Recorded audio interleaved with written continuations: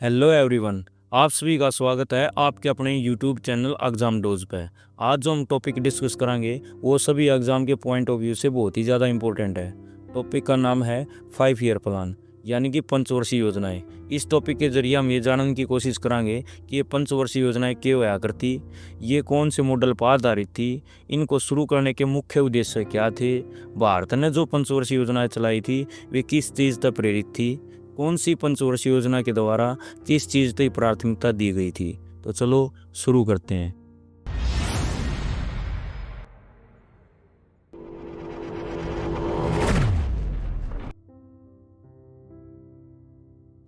देखो भाई, 1947 में जब अपना देश आज़ाद हुआ तो उसमें भारत की आर्थिक स्थिति बड़ी कमज़ोर थी। इसका मतलब है कि भारत उस समय भूखमरी, बेरोजगारी तथा गरीबी की चपेट में था। इनसे उबरने के लिए तत्कालीन प्रधानमंत्री पंडित जवाहरलाल नेहरू ने एक आयोग बनाया जिसका नाम था योजना आयोग। ये जो आयोग बनाया गया था वो गैर संवैधानिक था, मतलब कि इस आयोग को संविधान के द्वारा कोई भी मान्यता प्राप्त नहीं थी।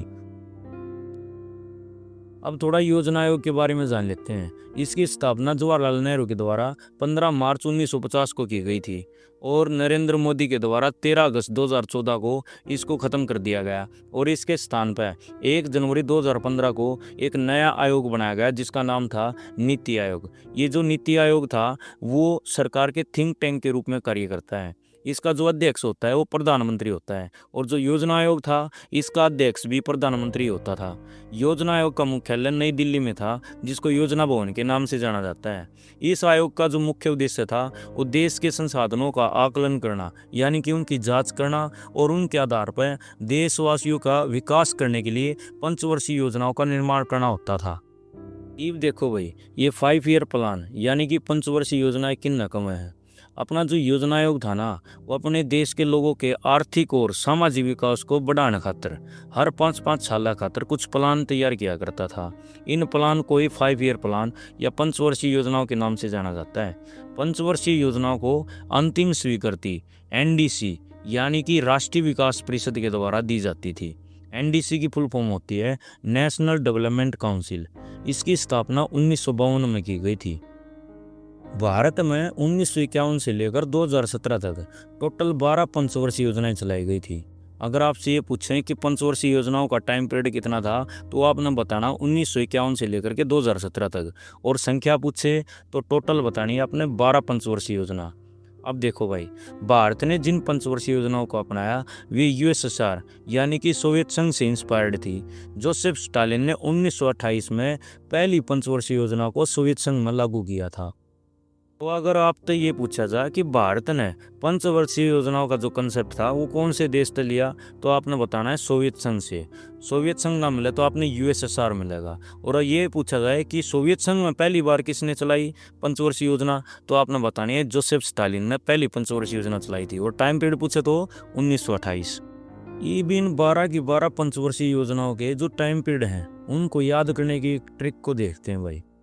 सारी की सारी पंचवर्षीय योजना 5-5 साल की थी, बस एक को छोड़ के, और वो कौन सी है जिसके लास्ट में 4 और 8 आवे। ऐसे याद रख लियो, जो 4 और 8 जिसके लास्ट में लिख रखे हो मैं मतलब कि जैसे 1974 से लेकर 1978 तक वाली, और ये कौन सी थी 5वीं, ये थी 4 साल की, बाकी सारी की सारी थी 5 साल की।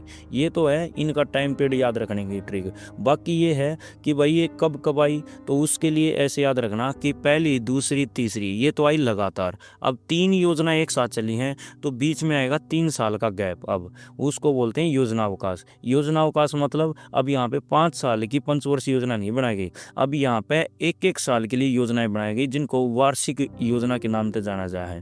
फिर उसके बाद में चौथी 5वीं कितनी योजना आई 2, तो उसके बाद में फिर से गैप कितने साल का होगा 2 का। फिर उसके बाद फिर से आती है आपकी 6ठी और 7वीं कितनी योजना आई 2, तो फिर से गैप आएगा 2 का। उसके बाद लगातार आपकी 8वीं 9वीं 10वीं 11वीं और 12वीं ये सारी की सारी कंटिन्यू आई थी, और ये सारी की सारी 5-5 साल की आई थी। बस एक ही थी 4 साल वाली, वो कौन सी है 1974 से लेकर 1978 5वीं पंचवर्षीय योजना।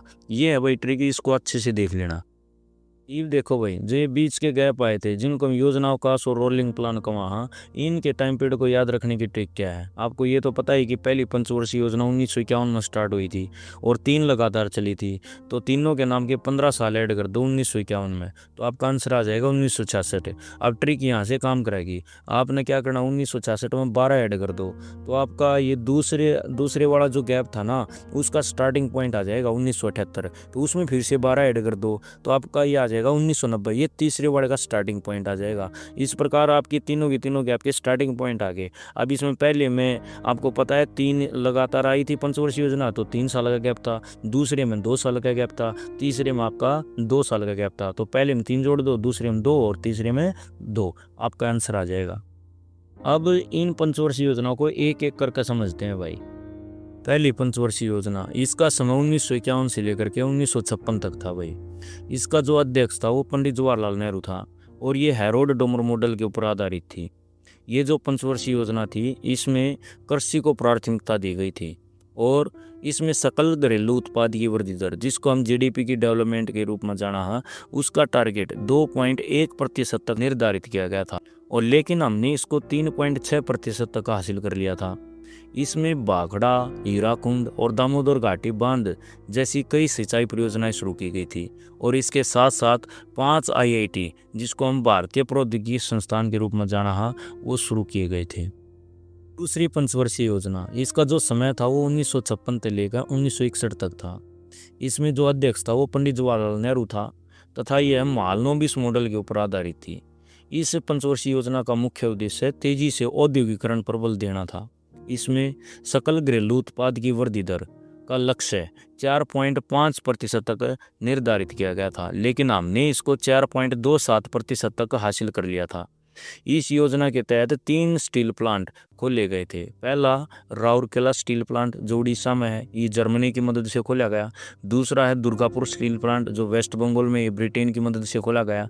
तीसरा है भिलाई स्टील प्लांट जो छत्तीसगढ़ में है, ये सोवियत संघ की मदद से खोला गया था।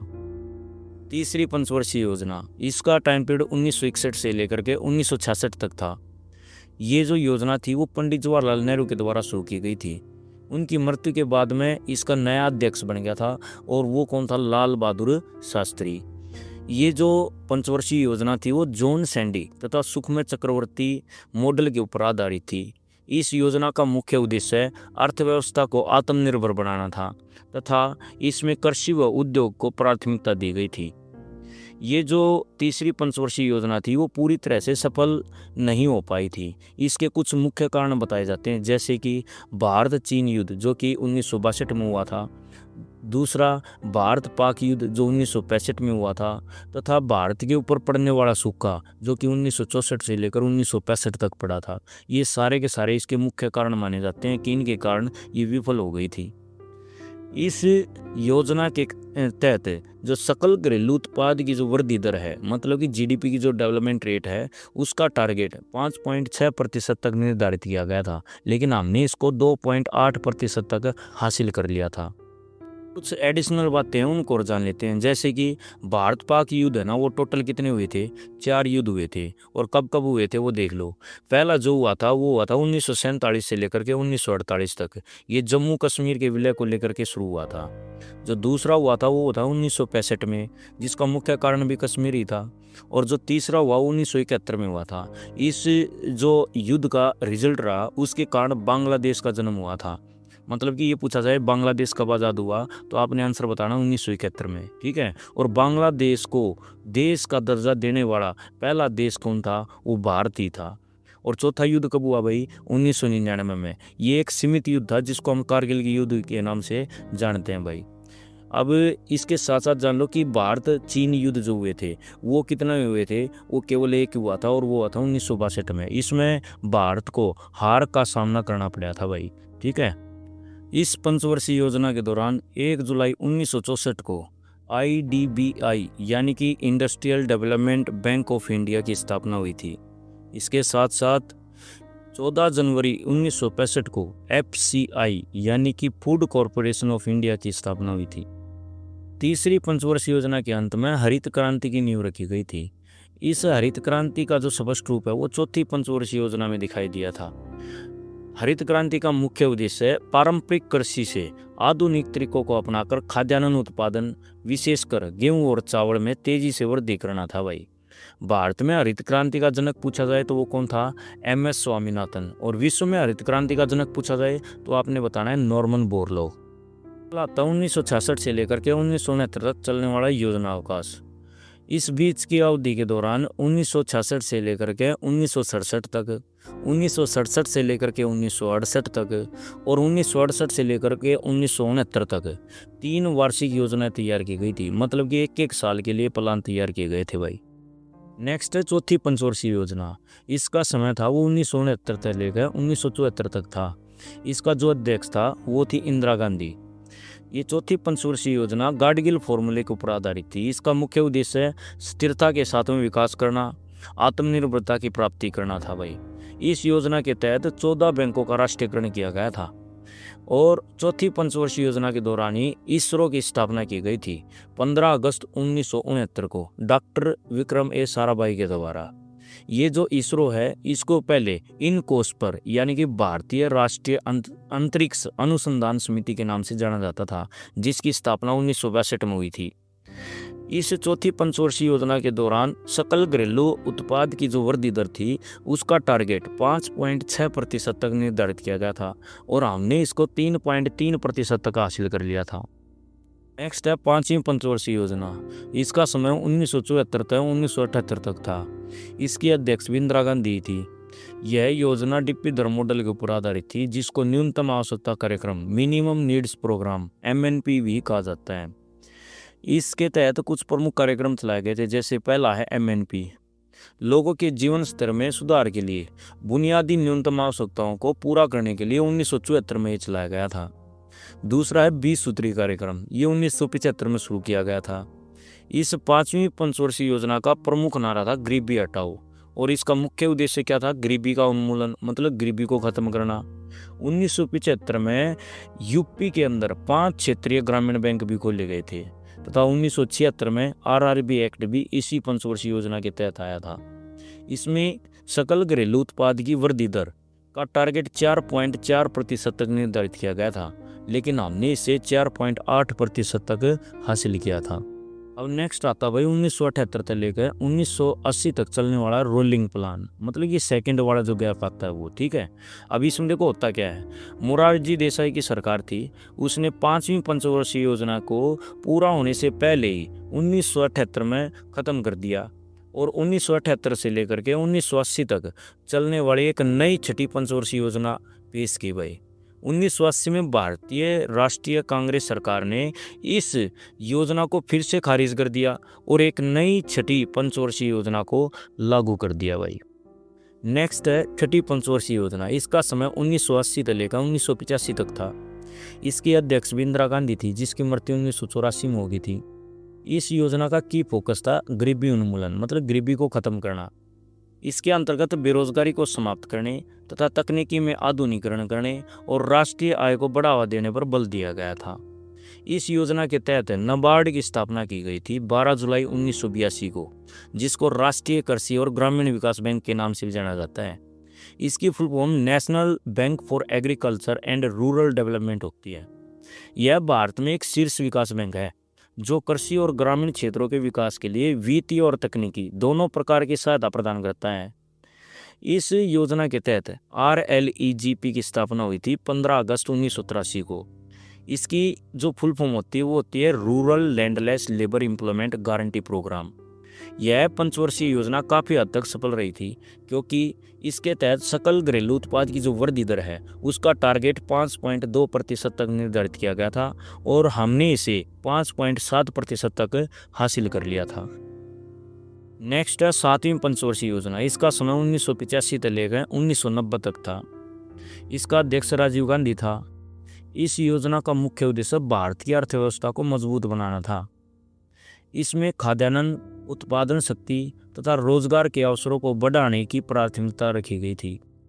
इस योजना के तहत भोजन, काम और उत्पादन का नारा दिया गया था। 12 अप्रैल 1988 को सेबी यानी कि securities and exchange board of India की स्थापना की गई थी। इसके तहत सकल घरेलू उत्पाद की जो वृद्धि दर थी उसका टारगेट 5% तक निर्धारित किया गया था, लेकिन हमने इसको 6% तक हासिल कर लिया था। 1990 से लेकर 1992 तक चलने वाला योजना अवकाश, ये जो योजना अवकाश आया था ये पीवी नरसिम्हा राव की सरकार के दौरान आया था। इसके तहत 1991 में एलपीजी की नीति अपनाई गई थी, जिसमें मुख्य व्यक्ति कौन था? Doctor Manmohan Singh. LPG means क्या होता है? Liberalisation, privatisation and globalisation. 8वीं पंचवर्षीय योजना, इसका जो समय था वो 1992 तो 1997 तक था। इसका अध्यक्ष पीवी नरसिम्हा राव था।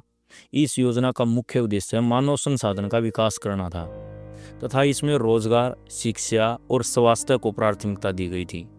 इस पंचवर्षीय योजना के दौरान 1993 में राष्ट्रीय महिला कोष की स्थापना तथा प्रधानमंत्री रोजगार योजना की शुरुआत की गई थी।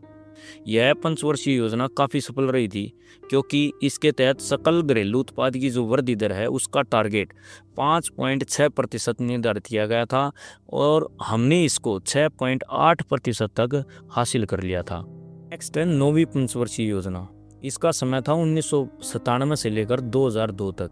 इसमें जो अध्यक्ष रहा वो था अटल बिहारी वाजपेयी। इस योजना का मुख्य उद्देश्य था न्यायपूर्ण वितरण तथा समानता के साथ में विकास करना।